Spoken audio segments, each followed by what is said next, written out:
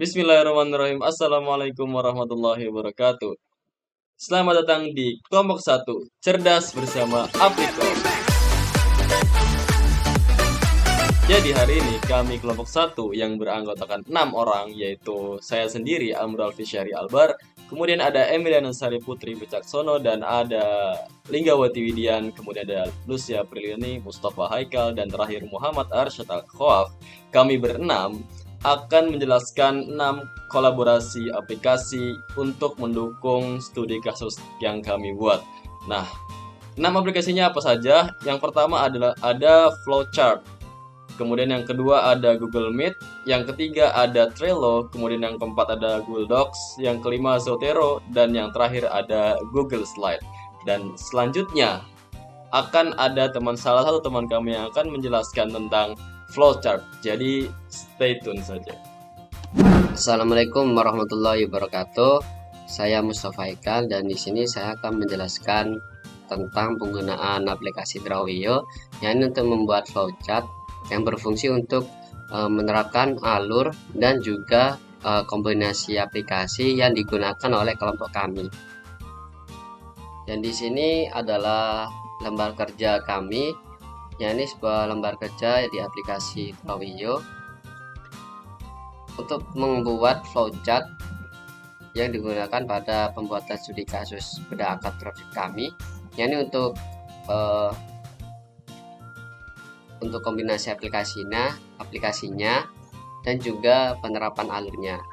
Di sini untuk hasil kerjanya, dan saya akan menjelaskan yang pertama, yakni di dalam flowchart itu ada beberapa bentuk-bentuk ini ya, simbol-simbol. Kalian bisa mencari referensinya di decoding. Ini lengkap, ada penjelasan setiap simbolnya digunakan untuk apa dan juga kegunaannya pada saat apa. Oke, untuk mempersingkat waktu, saya akan menjelaskan tentang flowchart alur yang pertama dari penerapan aplikasi kami, yakni dimulai dari Terminator Start. Ini untuk dimulainya suatu alur flowchart kami. Dan juga yang kedua adalah input daftar materi. Ini digunakan untuk membuat inputan yang dibentuk dari daftar materinya. Dan juga yakni selanjutnya adalah daftar aplikasi. Yakni itu sebuah inputan yang menginput beberapa aplikasi untuk kombinasi yang dikerjakan pada studi kasus kami. Dan yakni yang selanjutnya adalah proses untuk menyusun rencana minmap. Selanjutnya adalah proses membagi dan monitoring tugas Trello. Dan selanjutnya itu akan merujuk kepada flow-nya ini ke decision. Decision ini digunakan dijelaskan dengan simbol bola ketupat seperti ini. Ini untuk sebuah penyertaan suatu yes atau no.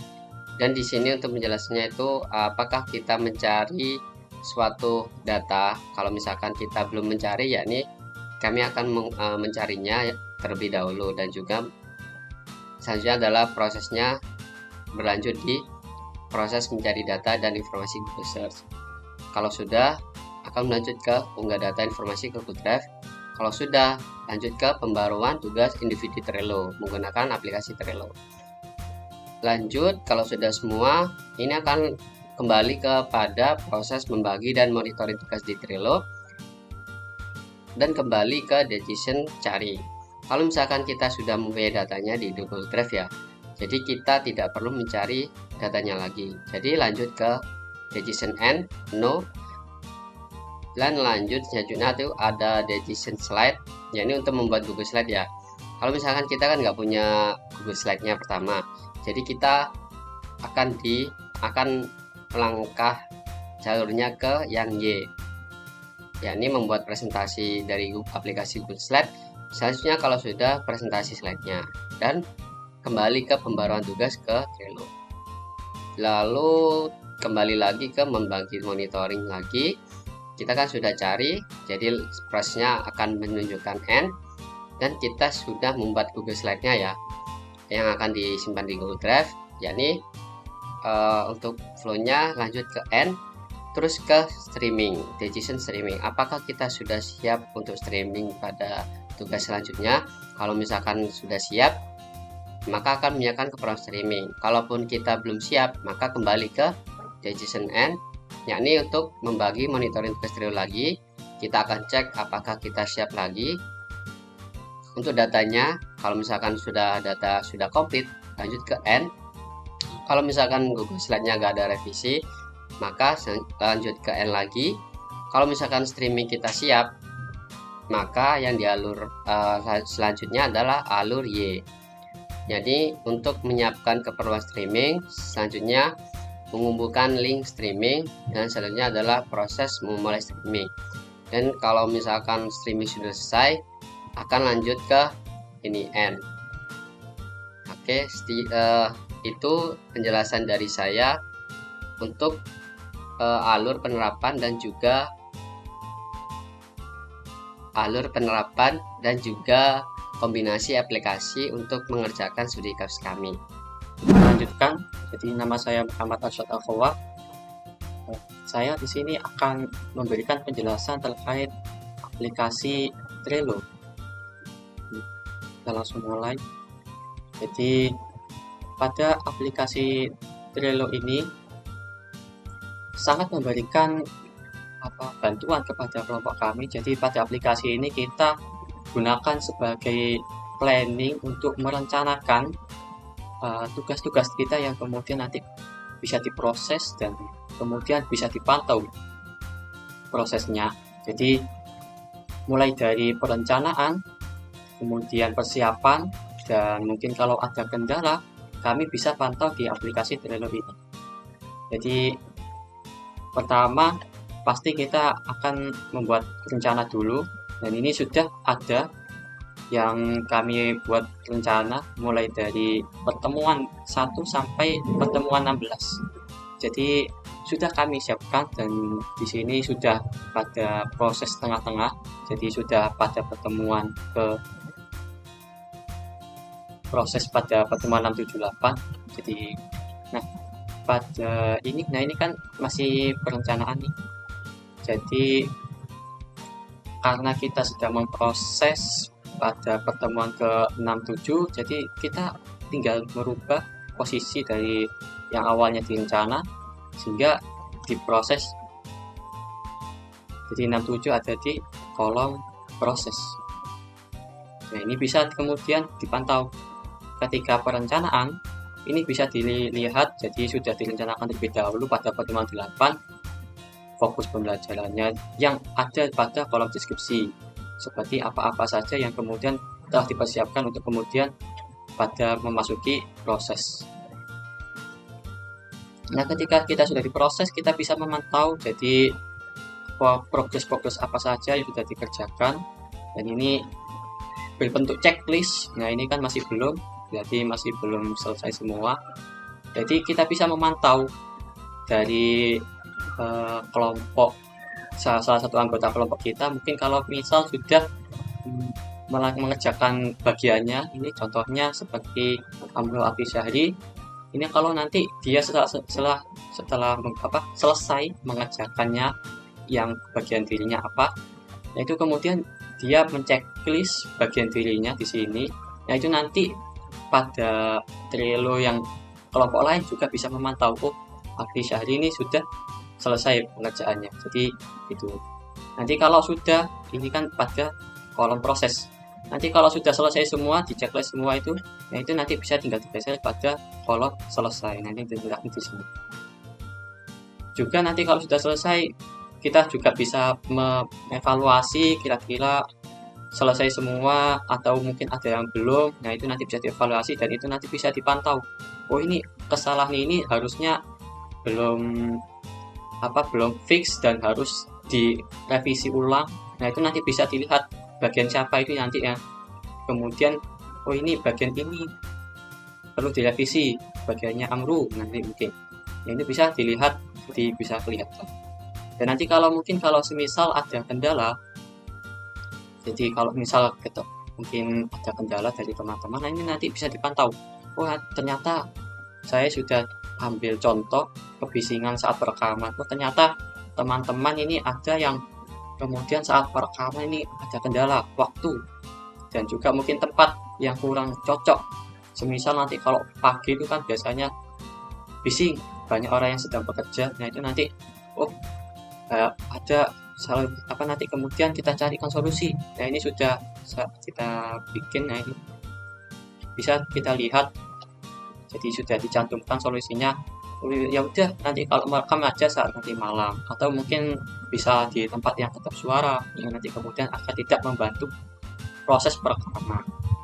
Seperti kalau kedap suara itu kan seperti di kelas ya, kelas kampus itu kedap suara. Nah itu dari saya sedikit menjelaskan tentang aplikasi Trello. Baik, perkenalkan saya Emiliana Sari Putri Wicaksono. Di sini saya akan menjelaskan mengenai aplikasi berikutnya, yaitu aplikasi Google Docs. Nah, ini contoh aplikasi Google Docs yang telah kami gunakan sebagai media untuk mengerjakan tugas kami, yaitu yang berjudul Sistem Dropship dalam Kegiatan Jual Beli Online Menurut Perspektif Syariah. Fungsi dari Google Docs ini yaitu sama seperti Word, hanya saja kelebihannya melalui Google Docs ini kita dapat mengerjakan secara bersama-sama dengan rekan yang telah kita undang, yaitu dengan membagikan link, kemudian kita bagikan kepada orang-orang yang kita ajak untuk mengerjakan Google Docs ini secara bersama-sama. Nah, ini contoh pengerjaan tugas kami. Selanjutnya saya akan ajarin mengenai bagaimana penggunaan Google Docs dalam salinan lain. Nah, ini contoh anggota kelompok saya yang sedang mengerjakan tugas melalui Google Docs. Ada Amru Alfi Syahri. Nah, dalam Google Docs ini ada heading, di mana pada judul yang pertama ini bisa kita ubah melalui judul ini, kemudian bisa kita ubah fontnya. Apa yang kita pilih setelah dia akan otomatis terganti fontnya.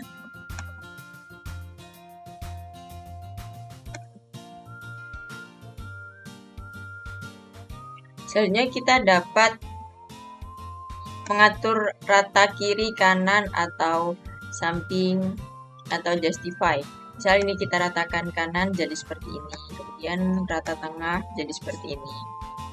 Dan pada bagian judul 1, ini bisa kita ubah secara bersama-sama. Misal ini jenis judul 1, kemudian kita ubah font menggunakan Times New Roman. Ketika mengubah, kita dapat perbarui tajuk 1.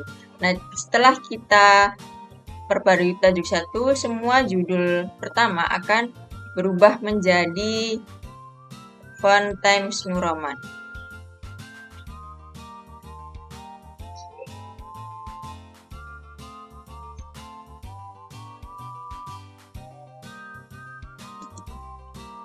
Kemudian melalui Google Docs ini kita bisa melihat history atau siapa saja yang telah mengerjakan tugas kita secara bersama-sama itu tadi.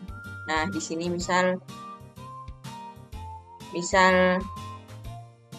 Amru Alfi Syahri telah mengerjakan pada pukul ini bagian ini.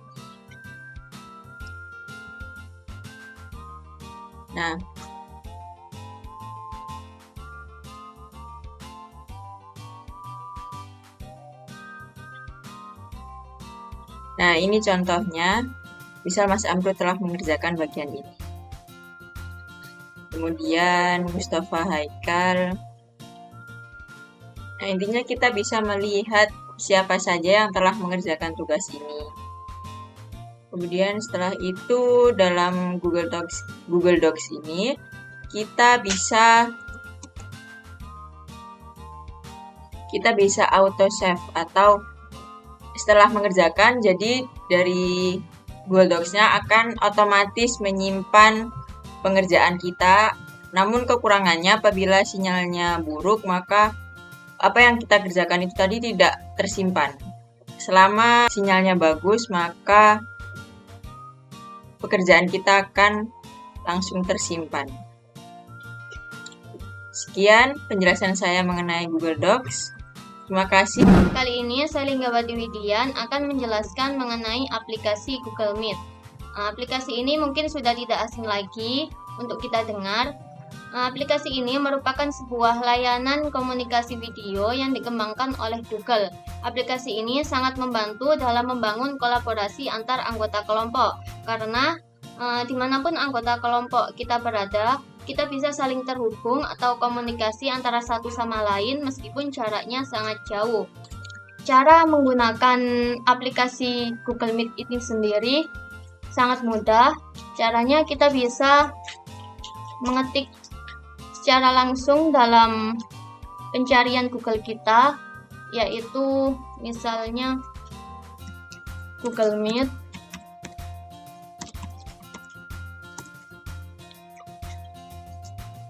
Kemudian pilih yang paling atas. Kemudian untuk membuat link baru, kita pasti akan diberikan 3 pilihan. Untuk membuat linknya, kita bisa membuat link untuk nanti, untuk yang pertama. Yang kedua bisa membuat link untuk sekarang juga. Dan yang ketiga ini bisa membuat link yang terjadwalkan. Saya akan milih yang kedua untuk sekarang. Nah, maka secara otomatis kita pasti akan langsung terhubung dalam sebuah rapat. Untuk mendapatkan link ini sendiri, kita bisa menyalin di sini dan membagikannya kepada teman-teman anggota kelompok kita. Kelebihan dari Google Meet ini bisa memudahkan kita dalam mempresentasikan studi kasus kita menggunakan Google Meet ini. Caranya dengan cara mengeklik ini, kemudian bisa seluruh layar atau layar tab saja atau jendela. Contohnya saya akan mempresentasikan ini.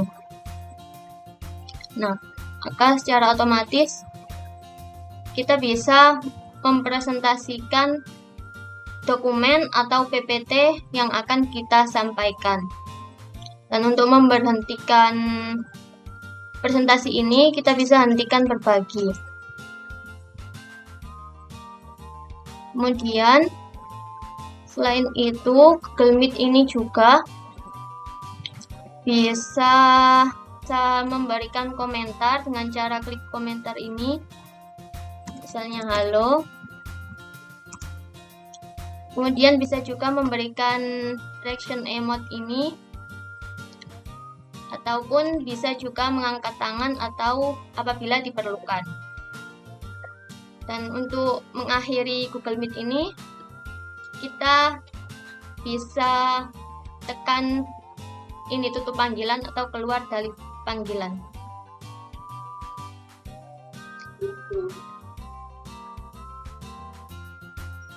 Sekian penjelasan dari saya. Untuk aplikasi selanjutnya akan dilanjutkan oleh teman saya. Di sini saya Lucy Apriani Kuswoyo akan menjelaskan mengenai 6 aplikasi kombinasi, yakni Google Slide. Google Slide sendiri ialah salah satu aplikasi Google di mana kita dapat membuat presentasi melalui web. Dan Google Slide ini pasti memiliki beberapa keunggulan. Salah satunya, kita dapat membagikan presentasi dalam slide tersebut melalui link kepada teman-teman yang lain. Lalu keunggulan selanjutnya ialah kita dapat mengerjakan Google Slide secara tim. Jadi kita bisa mengerjakannya itu dalam satu waktu dan dikerjakan bersama-sama. Oke, selanjutnya bisa kita lanjutkan ke aplikasi Google Slide-nya untuk pengerjaannya.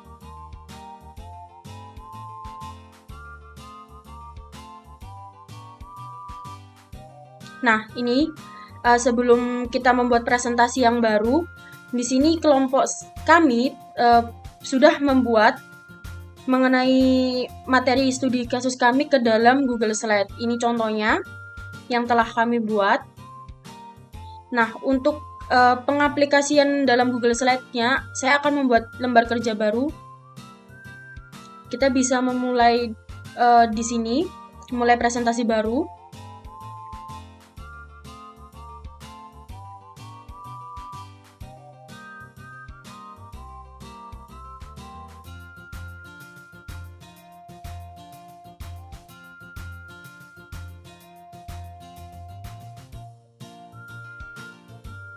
Nah, di sebelah sini ada tema-tema, dan kita bisa memilih tema-tema tersebut untuk menambah agar tidak kosongan seperti ini.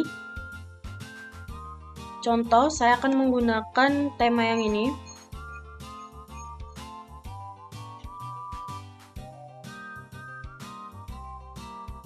Oke. Di sini saya akan menulis mengenai analisis akad dropship.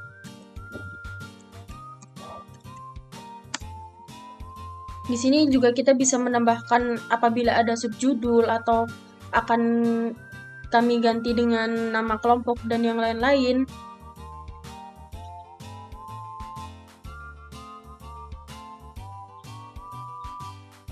Nah, di Google Slide ini kita bisa mengerjakannya itu secara bersamaan dengan teman-teman kita yang telah memiliki akses untuk mengerjakan. Dan juga di sini kita bisa melihat history. History ini tuh bisa melihat apakah siapakah yang mengedit atau siapakah yang tengah mengerjakan di Google Slide ini. Sekian dari saya. Untuk aplikasi selanjutnya akan dijelaskan oleh teman saya. Baik, perkenalkan, nama saya Amrul Fisyahri Albar. Dalam hal ini saya akan membahas mengenai aplikasi Zotero. Bagi yang belum tahu Zotero itu apa, jadi Zotero itu adalah aplikasi referensi untuk memudahkan referensi. Jadi ibaratkan kalau manual itu harus ditulis judul secara manual, kemudian penulisnya siapa, kemudian terbit di tahun berapa. Nah, dengan aplikasi Zotero ini, kita tidak usah menulis semua itu. Tinggal mengklik saja, otomatis semua itu akan masuk ke dalam dokumen kita, referensi kita. Oke, langsung saja kita menuju ke Zotero-nya. Di sini saya sudah ada Zotero dan beberapa referensi yang sudah saya masukkan sebelumnya. Nah, cara masukkannya itu gampang, tinggal drag and drop aja dari folder utama ke folder Zotero. Nah, langsung kita menuju ke Google Docs-nya. Di sini saya mempunyai dokumen yang sudah saya beri referensi.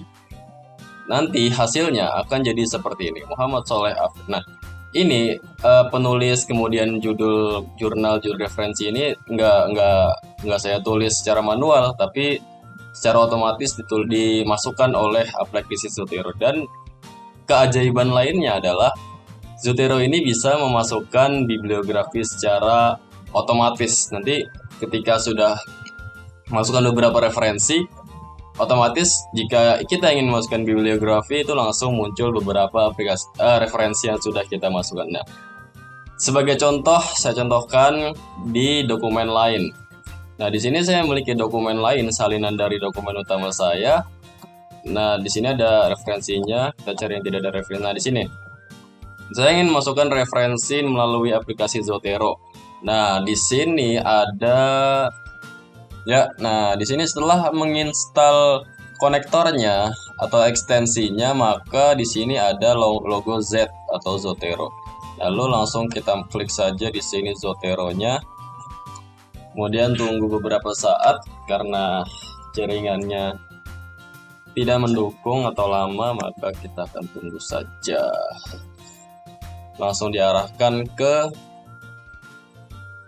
akun Google untuk mendaftar dulu akun Zotero-nya. Oke, setelah sudah, kita lihat di sini progresnya sudah seperti itu. Nah, ketika sudah muncul seperti ini, maka hal yang pertama harus kita lakukan adalah memasukkan judulnya.